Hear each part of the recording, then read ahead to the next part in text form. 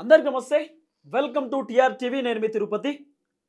తెలంగాణ మాజీ ముఖ్యమంత్రి BRS party అధినేత కల్వకుంట్ల చంద్రశేఖరరావు గారు బీఆర్ఎస్ పార్టీకి సంబంధించినటువంటి లీడర్లతో భేటీ అయిందట.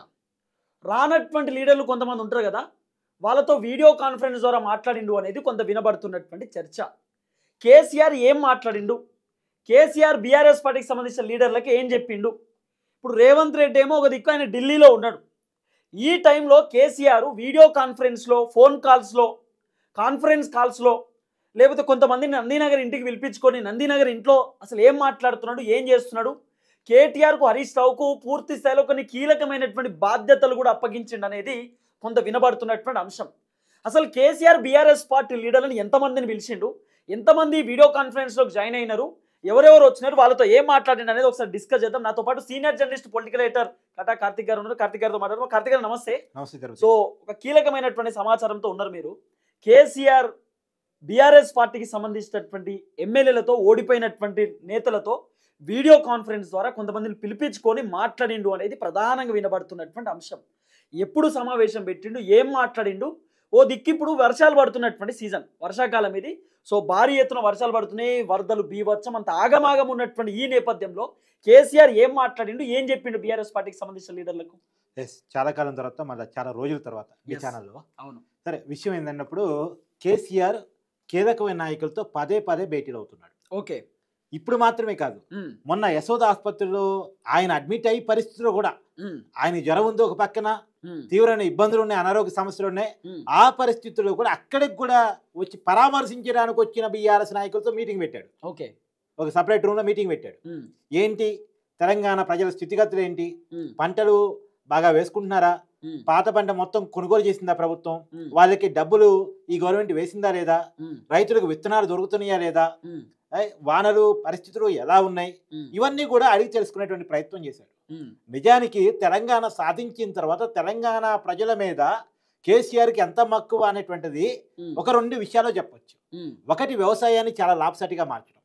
ఈ దేశంలోని ఎవరికీ రాని విధంగా రైతు బంధు ఆలోచన రావటం, దాన్ని ప్రవేశపెట్టడం, అమల్లో తీసుకురావటం. నిజానికి రైతు బంధు పుట్టింది తెలంగాణలో. ఇలా దేశవ్యాప్తంగా పిఎం కిసాన్ యోజన ఇవన్నీ ఉండొచ్చు కాక, కానీ పుట్టిన ఆలోచన తెలంగాణలో కేసీఆర్ మధ్య నుంచి పుట్టింది. So mission Bhagiratha, mission Kakatiya ద్వారా చెరువుల్ని బాగు చేసి తెలంగాణ రైతాంగానికి సాగునీరు అందించే చరిత్ర కేసీఆర్కు ఉంది. కాబట్టి ఆయనకి పంటల మీద, వ్యవసాయం మీద, రైతుల మీద ఉన్న మక్కువ, చివరికి రైతు చనిపోయిన తర్వాత కూడా ఆ కుటుంబం ఇబ్బంది పడకూడదని ప్రతి కుటుంబానికి బీమా కల్పించినటువంటి పరిస్థితి తెలంగాణ రైతాంగానికి కేసీఆర్ ఇచ్చిన ఆ రోజుల్లో మనం చూసాం మనం. అవును. కాబట్టి ఆయనకి వ్యవసాయం మీద మక్కువ. ఇది ప్రత్యేకించి వర్షాకాల సమయం, వరద ప్రభావిత ప్రాంతాలు చాలా ఉంటాయి. ఎగ్జాంపుల్ భద్రాచలం, ఖమ్మం జిల్లా, వరంగల్ ఒక సెక్షను, కరీంనగర్, తర్వాత ఆదిలాబాదు, అంటే తర్వాత నల్గొండ జిల్లాలో కొన్ని ప్రాంతాలు, కృష్ణా గోదావరి డెల్టా ప్రాంతాలు, ఇవన్నీ విషయాల్లో కూడా అంటే వరద ప్రభావిత ప్రాంతాల్లో సహాయ చర్యల కోసం బీఆర్ఎస్ శ్రేణులు రెడీగా ఉండాలి. ఎప్పటికప్పుడు రాష్ట్ర పరిస్థితుల పట్ల అవగాహనతో ప్రజల్లో బీఆర్ఎస్ నాయకులు ఉండాలి. ఇది కేసీఆర్ పదే పదే బీఆర్ఎస్ శ్రేణులకు ఇస్తున్నటువంటి ఒక టాస్క్ చెప్పాలి. నిజానికి ఒక పక్కన రాష్ట్ర ప్రభుత్వ పెద్దలేమో ఢిల్లీలో కూర్చున్నారు. ముఖ్యమంత్రి గారు, రాష్ట్ర మంత్రులు క్యాబినెట్ మీటింగ్ ను కూడా క్యాన్సిల్ చేసుకొని, అవును ఆశ్చర్యం ఇది, క్యాబినెట్ మీటింగ్ ను కూడా క్యాన్సిల్ చేసుకొని ఢిల్లీలో కూర్చున్నారు. ఢిల్లీలో ఎందుకు కూర్చున్నారయ్యా రేవంత్ రెడ్డి గారు అంటే, మేము బీసీలకు సంబంధించి 42% రిజర్వేషన్ తీసుకొచ్చాం, దాని గురించి ఇక్కడ పబ్లిసిటీ ప్రోగ్రామ్ పెట్టుకున్నాం అన్నారు. నువ్వు బీసీలకు రిజర్వేషన్ తీసుకొస్తే ఏం చేయాలి? ఇక్కడ నుంచి ఆల్ డెలిగేషన్ పట్టుకొని పోయి ఢిల్లీలో లాబింగ్ చేసుకొని ఆ దాన్ని అప్రూవల్ తెచ్చుకొని రాజ్యాంగంలో 9వ షెడ్యూల్ పెట్టుకునే రకంగా నువ్వు చేయాలి. నిజానికి చేయాల్సిన ప్రయత్నం. ఇప్పుడు రేవంత్ రెడ్డి గారు ఏం చేశారు, ఒక కేబినెట్ ఆర్డినెన్స్ తీసుకొచ్చి దాని గవర్నర్ సంతకాన్ని పంపించారు. అది ఆర్డినెన్స్ కావాలంటే గవర్నర్ సంతకం పంపాలి. గవర్నర్ సంతకం అంటే ఆయన పెట్టుకుని ఏం చేశారు, కేంద్ర హోంశాఖ న్యాయ పరిశీలన పంపించాడు. ఆ కేంద్ర హోంశాఖ ఏం చేస్తుంది, బీజేపీ విధానం ఏంటి, ఈ బీసీలో ముస్లిమ్స్ ఉన్నారు కాబట్టి మేము అగ్రీ చేయమంటది. బీసీ ఆ బిల్లుని అగ్రీ చేయించుకోవాలంటే రేవంత్ రెడ్డి చేయాల్సిన ప్రయత్నం ఏంటి, ఇక్కడ నుంచి ఆల్ పార్టీ డెలిగేషన్ ని పట్టుకుపోయి ఢిల్లీలో పార్లమెంట్ సమావేశాలు జరుగుతున్నాయి. రాహుల్ గాంధీ చేత పార్లమెంట్ లో మాట్లాడించి అఖిల పక్ష భేటీతో ప్రధానమంత్రి గారిని, హోంశాఖ మంత్రి గారిని కలిసి ఎట్టి పరిస్థితుల్లో దీనికి సంతకం పెట్టండి, కావాలంటే నేను పార్లమెంట్కి అసెంబ్లీ నుంచి పంపించిన బిల్లుని రాజ్యాంగంలో 9 షెడ్యూల్లో పెట్టండి అని రిక్వెస్ట్ చేసుకుని పని చేయాలి. కానీ ఈ పని చేయకుండా సంబరాలు చేసుకుంటున్నాడు రేవంత్ రెడ్డి. సరే, ఆ సంబరాలు పక్కన పెట్టి బీసీ బిల్లు అమలు అవుద్దా కాదా పక్కన పెట్టేస్తే ఇవాళ తెలంగాణ తీవ్రమైన సంక్షోభంలో ఉంది. ఒకవైపు వరదలు, వర్షాలు విపరీతంగా గత వారం రోజులుగా ముసురు పట్టింది తెలంగాణలో వర్షం. అవును, చాలా దయనీయమైన పరిస్థితి. ఇప్పుడు హైదరాబాద్ రోడ్ల పరిస్థితి చూస్తే మరీ దారుణం. నువ్వు నీ ఛానల్లో కామెంట్స్ అడుగు, హైదరాబాద్ రోడ్డు పరిస్థితి ఎట్టుందనేది. చివరికి తెలంగాణలో ఎప్పుడూ లేని విధంగా తెలంగాణ ఫ్లైఓవర్ల మీద వాటర్ నిలిచిపోయింది సహాయ చర్యలు లేకపోవడం వల్ల. ఇప్పుడు వెంటబడే ప్రజాపతిని లేకపోయినప్పుడు అధికారులు సరిగా పనిచేయరు కదా. అంతే కదా. ఆ రోజుల్లో నాకు బాగా గుర్తు, బొంతూరు రామ్మోహన్ జిహెచ్ఎంసీ మేయర్ ఉండగా ఈ కేటీఆర్ బొంతూరు రామ్మోహన్ పక్కన పెట్టుకొని వర్షాల్లో రెయిన్ కోట్ వేసుకుని రోడ్ల మీద తిరుగుకుంటే సాయి కార్యక్రమాలు పర్యవేక్షణ చేస్తుండేవారు. ఇప్పుడు అది లేదు. ఇప్పుడు ఎవరు ఎక్కడ ఉన్నారు, ఇప్పుడు జిహెచ్ఎంసీ మేయర్ ఎక్కడ ఉన్నారంటే తెలియదు, జిహెచ్ఎంసీ కమిషనర్ ఎక్కడ ఉన్నారని తెలియదు, లేదు మంత్రులు ఎక్కడ ఉన్నారో తెలియదు. అంటే మంత్రులు అంటే ఢిల్లీలో ఉన్నారని ఐడియా అవుతుంది, ముఖ్యమంత్రి గారు ఎక్కడ ఉన్నారంటే ఢిల్లీలో ఉన్నారని. నిజానికి ఇప్పుడు జరగాల్సింది ఏంది, తెలంగాణ సచివాలయంలో ఒక వార్ రూమ్ పెట్టుకొని తెలంగాణ పంటలు ఎక్కడెక్కడ వరదలకి ఇబ్బంది పడతా ఉన్నాయి, తెలంగాణ రైతాంగం ఎక్కడెక్కడ ఇబ్బంది పడతా ఉంది, తర్వాత సాయికట్టు సాగునీటి పరిస్థితి ఏంది, రైతాంగం పడుతున్న ఇబ్బందులు ఏంటి, ప్రధానంగా వరద వల్ల సిటీలు అర్బన్ ప్రాంతాలు పడుతున్న ఇబ్బందులు ఏంటి, హైదరాబాద్ పడుతున్న ఇబ్బందులు ఏంటి, హైదరాబాద్ రోడ్లు ఎట్టున్నాయి, ఇవన్నీ కూడా ఎప్పటికప్పుడు వాకప్ చేస్తూ అధికారాన్ని వెంటబడి పని చేయించుకునేలా ప్రభుత్వం ఉండాలి. కానీ ఆ పని మానేసి ఢిల్లీలో కూర్చున్నారు. కానీ ఆ పనిని ఇవాళ ఎవరు చేస్తున్నారు, ఓడిపోయినటువంటి బీఆర్ఎస్ అధినేత కేసీఆర్ చేస్తున్నారు. నిజంగా ఆశ్చర్యంగా ఉంది. ఆయన ఎప్పటికప్పుడు బీఆర్ఎస్ చెప్తున్నాడు, హైదరాబాదు సాయి కార్యక్రమాలు గలీలో చేయాలి, హైదరాబాద్ లో బస్తీలు చాలా ఎక్కువ. హైదరాబాద్ అంటే మనం అనుకుంటాం మల్టీనేషనల్ సిటీని మాత్రమే చూస్తాం, కానీ హైదరాబాద్ లో గలీలు చాలా ఉంటాయి. బంజారా హిల్స్ లో ఉంటాయి. మనం బంజారా హిల్స్ జూబ్లీస్ అంటే పెద్దోళ్ళు ఇదే చూస్తాం, కానీ చాలా గల్లీలు బస్తీలు చాలా ఉంటాయి. ఆ గల్లీలు బస్తీలు చిన్నపాటి వరద ముంపు వచ్చినా సరే మునిగిపోతా ఉంటాయి. సో అక్కడ సహాయ కార్యక్రమాలు చాలా అవసరం. కాబట్టి ఆ సహాయ కార్యక్రమాల్లో పాల్గొనండి అనేటువంటి ఆదేశాలని బీఆర్ఎస్ అధినేత ఏకంగా కేసీఆర్ ఇస్తున్నాడంట, అందరితో మాట్లాడుతున్నాడంట. ప్రధానంగా వరద ప్రభావిత జిల్లాల నాయకులతో క్లియర్ గా మాట్లాడుతూ, మీరు హైదరాబాద్ రావద్దు, మీరు నన్ను కలవటానికి కూడా రావాల్సిన లేదు, మీరు గలీలో ఉండండి, మీరు జనాల్లో ఉండండి. ప్రత్యేకించి బీఆర్ఎస్ కీలక నాయకులుగా భావిస్తున్న కేటీఆర్ కొన్ని జిల్లాలు, హరీష్ రావు కొన్ని జిల్లాలు అప్పచెప్పి మీరు జిల్లాలోనే ప్రోగ్రామ్స్ పెట్టుకోండి, అసలు జిల్లాలోనే పండుకోండి, అవసరం అయితే జిల్లాలోనే గడపండి, మీరు హైదరాబాద్ రావాల్సిన అవసరం కూడా లేదు అనేటువంటి విషయాన్ని కూడా.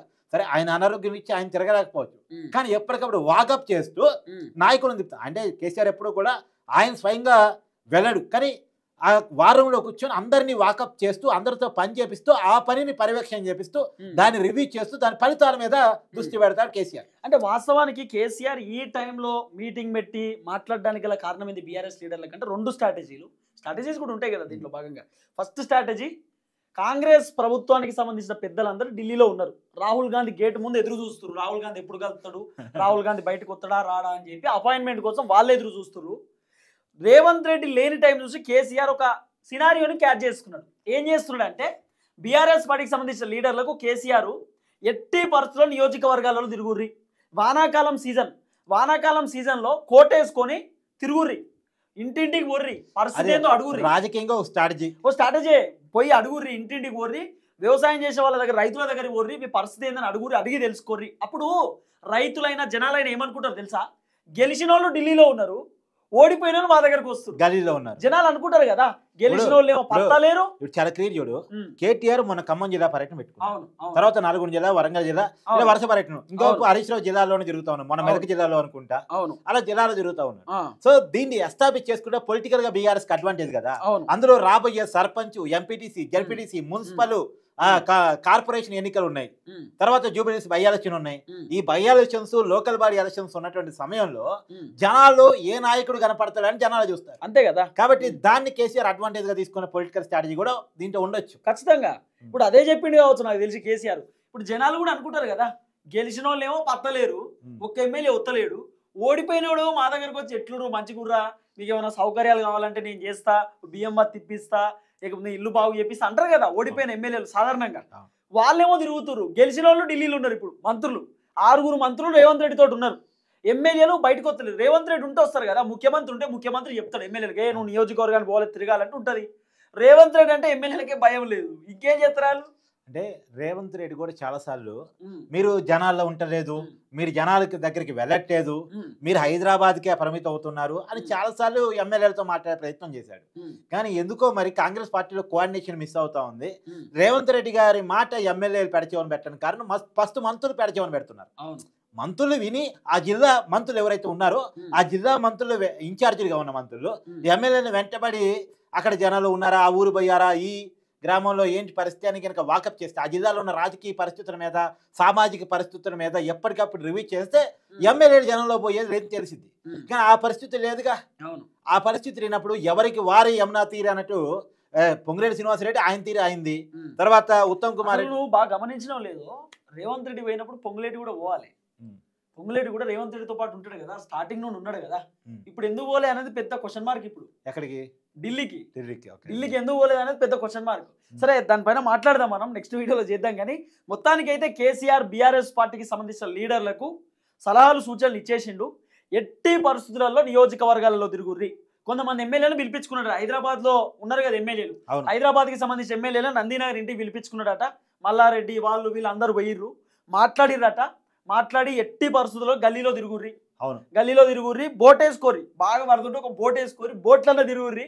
కానీ మనం చాలా ఇంపార్టెంట్, ఎందుకంటే కష్టకాలంలోనే మనం ఏందో కనబడితే జనాలు జిహెచ్ఎంసీ ఎలక్షన్ లో మనల్ని చూస్తారు.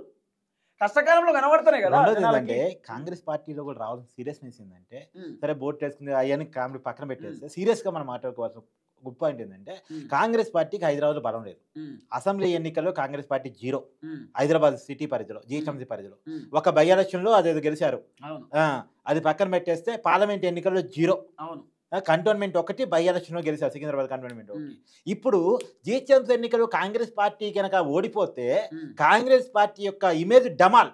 ఒకే జూబ్లీ హిల్స్ ఎన్నికల్లో కాంగ్రెస్ పార్టీ ఓడిపోతే ఇక రాష్ట్రంలో రేవంత్ రెడ్డి ప్రభుత్వం యొక్క ఇమేజ్ డమాల్. అది కాంగ్రెస్ పార్టీ అర్థం చేసుకోవట్లే. బీఆర్ఎస్ పార్టీ ఏమో వేగంగా జనాల్లోకి వెళ్ళేటువంటి ప్రోగ్రామ్స్ ప్లాన్ చేసుకుంటుంది.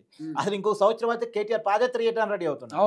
కాబట్టి ఇలా వేగంగా బీఆర్ఎస్ పార్టీ ప్లాన్ చేసుకొని సమగ్ర సమీక్షలు పెట్టుకొని జనంలోకి వెళ్ళే ప్రయత్నం బీఆర్ఎస్ పార్టీ చేస్తూ ఉంటే, ఢిల్లీలో కూర్చొని మేమేదో సాధించుకున్నామని చెప్పేసి అక్కడ రేవంత్ రెడ్డి గారు ఢిల్లీ పెద్దల, నిన్ను ముఖ్యమంత్రి చేసింది తెలంగాణ ప్రజల, ఢిల్లీ పెద్దల, ఇది చేర్చుకోవాలి ముందు కాంగ్రెస్ పార్టీ.